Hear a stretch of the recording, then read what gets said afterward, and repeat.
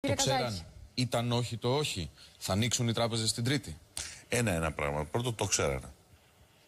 Ναι. Συζητείτε το θέμα εδώ και 3 μήνες τουλάχιστον. Τόσο ξερά. Τόσο ξερά. Αναφέρεστε στο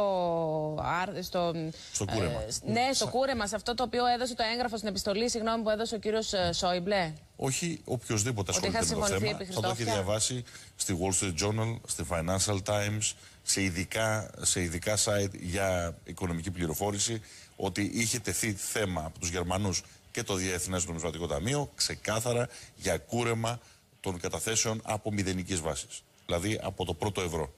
Το είχαν θέσει αυτό το πράγμα. Άρα τότε οι Κύπροι πώς πήγαν να προετοιμαστεί, δεν ήταν εν τέλει προετοιμαστεί? Δεν ξέρω αν πήγαν να προετοιμαστεί ή δεν στήθηκε ένα πολύ ωραίο παιχνίδι για να μπουν τα σημικά του νησιού στον Τορβά. Παιχνίδι από το οποίο είχαν να κερδίσουν ποιοι?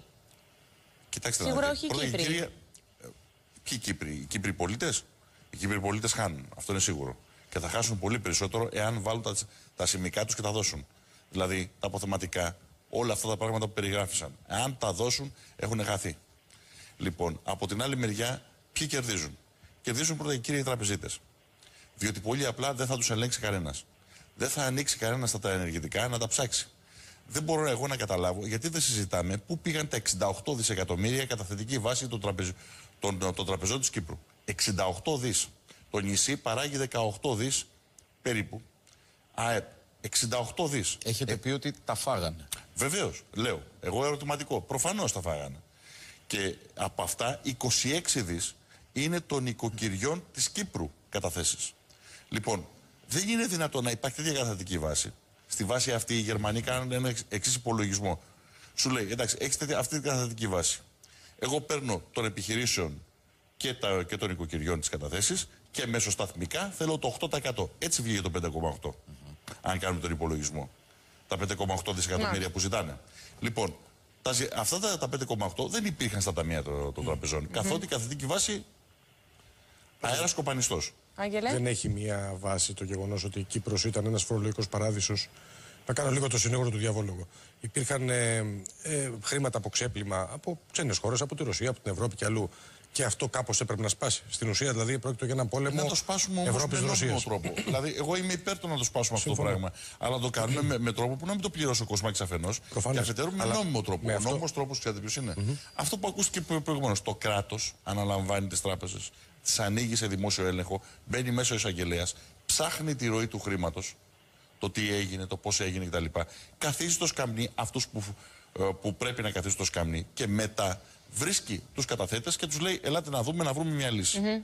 Με αυτή τη βάση και η εμπιστοσύνη αποκαθίσταται και η εμπιστοσύνη του καταθέτη θα υπάρχει. Δηλαδή, ρε παιδί μου, εδώ έχουμε ένα σοβαρό κράτος, υπερασπίζει την νομιμότητα, το καλό έχειν του χρήματος ή της τραπεζικής πρακτικής, του συγχώνει φυλακή. Οπότε και εγώ είμαι ασφαλής. Πάντως, με τα σημικά που είπατε, εγώ το εκμέρω και από αυτά που ο κύριος Κούτρας, ότι θα ήταν καλύτερη λύση, έστω με αυτόν τον τρόπο που έγινε, το κούρεμα στις καταθέσεις από το να απολυθούν τα σημικά. Προσέξτε, το θέμα του κουρέματος δεν είναι απλά να πάρουμε τα 5,8. Ακόμη και αν υπήρχαν, υποθέσουμε ότι υπήρχαν στις τράπεζες τα 5,8, δεν είναι εκεί το θέμα. Το θέμα είναι ότι από τη στιγμή που ανακοινώνεις κούρεμα καταθέσεων στις τράπεζες, σημαίνει ότι καταστρέφεται το τραπεζικό σύστημα. Τραπεζική πίστη έτσι κι αλλιώς.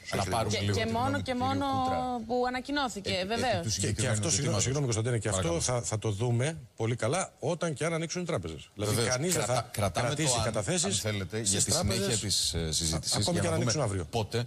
Λοιπόν, και κύριε Κούτρα, όλο αυτό το οποίο συμβαίνει δεν δημιουργεί μια πολύ μεγάλη αναστάτωση τόσο στο τραπεζικό σύστημα της Ευρώπης, όσο και στην πορεία τέλος πάντων του ευρώ και της ευρωζώνης? Γιατί το κάνουν? Σίγουρα. Αυτό? Να κάνω πρώτα το ξυλώνουν σιγά σιγά. Οι τράπεζες οι κυπριακές δεν καταρρεύσαν εξαιτίας ρωσικής μαφίας ή ρωσικού χρήματος ή επειδή τα φάγανε. Καταρρεύσαν εξαιτίας της Ελλάδος. Όλες οι κυπριακές τράπεζες και με πρώτη τη Μαρτίν που μετονομάστηκε και πήγε στην Κύπρο Λαϊκή Κύπρου είχαν τεράστια έκθεση και σε ελληνικά ομόλογα που κουρεύτηκαν με το PSI και σε ελληνικά νοικοκυριά που αυτή τη στιγμή αδυνατούν να πληρώσουν. Άρα οι ζημίες που έχουν αυτή τη στιγμή οι κυπριακές τράπεζες δεν οφείλονται σε κάποιο εξωγενή παράγοντα εκτός από την Ελλάδα. Ας το ξεκαθαρίσουμε αυτό. Η Ελλάδα αυτή τη στιγμή ουσιαστικά η έκθεση της Κύπρου σε ελληνικό ενεργητικό είναι αυτό που έκανε τις τράπεζες να καταρρεύσουν. Όσον αφορά. Νομίζω 4,5 δις ήταν αυτό, αν δεν απατώμε, από το κούρεμα το ελληνικό. Αν θυμάμαι καλά τα στοιχεία, ήταν γύρω στα 4,5 δις. Κάνω λάθος. Ο κύριος Καζάκης λέει ότι δεν ισχύει. Διατυπώνεται διαφωνία. Τα στοιχεία που έχουν τοποθετηθεί από το Διεθνές Ινστιτούτο του κ. Νταλάρα, οι κυπριακές τράπεζες αποζημιώθηκαν για το PSI με 7,5 δισεκατομμύρια για 5 δισεκατομμύρια λογιστικές ζημίες. Δόθηκαν 7,5 δισεκατομμύρια σε ρευστό. Σε ρευστό. Το οποίο το χρεώθηκε ο Έλληνας φορολογούμενος για μέσο του. Άρα, για να μην μένουμε στο παρελθόν και να δούμε, κύριε Κούτρα, να δούμε και από εδώ και πέρα, με απλά λόγια, προκειμένου να μην ανησυχεί ο κόσμος. Ούτε εδώ για τις επιπτώσεις ενδεχομένως μιας επικίνδυνης, αχαρτογράφητης λύσης για την Κύπρο, αλλά και το τι θα πρέπει να γίνει στην ουσία στην Κύπρο για να ξαναμπούμε σε μια περίοδο ομαλότητας. Κοιτάξτε, σίγουρα η λύση η οποία με αυταρχισμό προσπάθησαν να δώσουν στην Κύπρο δεν ήταν η καλύτερη δυνατή. Και κυρίως δεν ήταν η καλύτερη δυνατή διότι ουσιαστικά έσπαγε την εγγύηση των καταθέσεων. Θα μπορούσε αυτό να γίνει με ένα πολύ καλύτερο τρόπο, όπως είπα προηγουμένως. Αυτή τη στιγμή, με τα δεδομένα που υπάρχουν, θα έπρεπε να βρεθεί μία λύση, τουλάχιστον να βάλει και λίγο νερό στο κρασί της η Ευρωπαϊκή Ένωση, να μην θέλει άμεσα πληρωτέα τα 5,8 δις, αλλά σε ένα βάθος χρόνου. Αποτελεί περίπου το 30% του ΑΕΠ της Κύπρου, το οποίο πρέπει αυτή τη στιγμή η Κύπρος να βρει και να πληρώσει αύριο. Αυτός ο όρος δεν έχει υπάρξει σε κανένα άλλο μνημόνιο το οποίο έχουν υπογράψει οι χώρες. Ποιος επωφελείται από όλη αυτή την αναταραχή, αν μπορείτε να μας πείτε με δύο λόγια? Το ποιος θα ωφεληθεί ουσιαστικά θα το δούμε μετά από τις αποφάσεις που θα πάρει η Κυπριακή Βουλή και δηλαδή πώς θα είναι το πακέτο.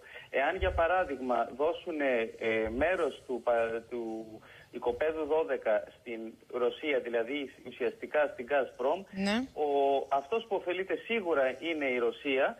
Και αυτός ο οποίος δεν ωφελείται είναι η Ευρώπη, διότι θα ισχυροποιήσει το μονοπόλιο της Gazprom στις ενεργειακές ανάγκες της Ευρώπης.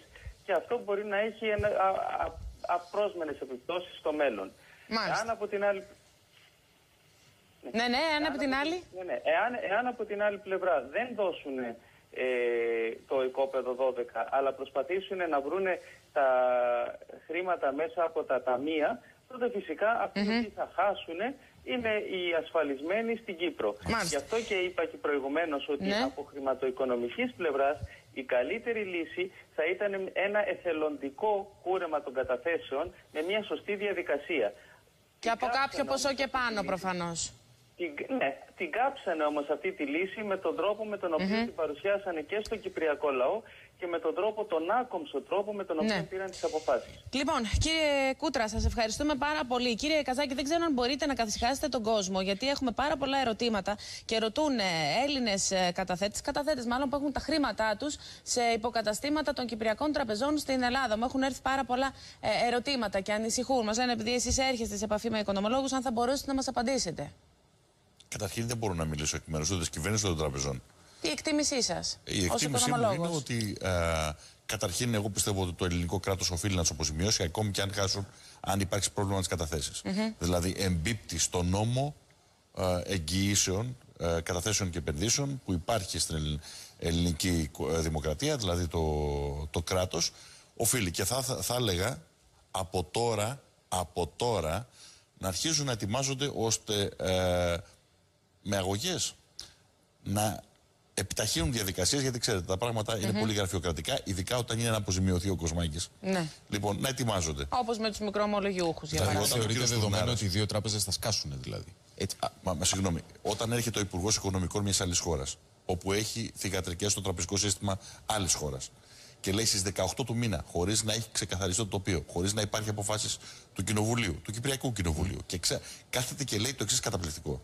Ότι λέει, εμείς θα απορροφήσουμε τα καταστήματα των Κυπριακών τραπεζών που είναι στην Ελλάδα. Σαν να σου λέει δηλαδή ότι έχει χρεοκοπήσει το τραπεζικό σύστημα της Κύπρου, έχει τελειώσει και προκειμένου να μην θυγχτούν οι Έλληνες καταθέτες ή οι Έλληνες επενδυτές, εμείς θα τα απορροφήσουμε. Δηλαδή, de facto χρεοκοπία. Δηλαδή, τέτοιες δηλώσεις ή τις κάνεις και είσαι πολύ ανόητος που τις κάνεις, ή απλά παίζεις το πολύ χοντρό παιχνίδι που βλέπουμε να παίζεται εδώ πέρα, σε βάρος χωρών, λαών και οικονομιών. Τώρα και όλα αυτά, Άγγελε Μόσχοβα, τα παρακολουθεί από πάρα πολύ κοντά και με ανησυχία προφανώς η ελληνική πλευρά. Πρέπει να σου πω ότι ο κύριος Σαμαράς και η κυβέρνηση είναι, θα έλεγα, στα όρια της κατάθλιψης. Μπορώ να στο πιστοποιήσω αυτό. Γιατί καταλαβαίνουν ότι από την εξέλιξη της Κύπρου το πράγμα μπορεί να σκάσει σε οποιαδήποτε στιγμή. Τρέμουν το ενδεχόμενο οποιασδήποτε εξόδου της Κύπρου από το ευρώ φυσικά και προφανώς περιμένουν να δουν τι θα γίνει. Αυτό που θέλω να πω όμως είναι ότι επειδή ακούω διάφορες φωνές, είτε ηρωικές για τη στάση, για το ηρωικό όχι της Κύπρου, είτε προς τα εδώ, προς τα μέσα, για το τι έκαναν οι Έλληνες πολιτικοί.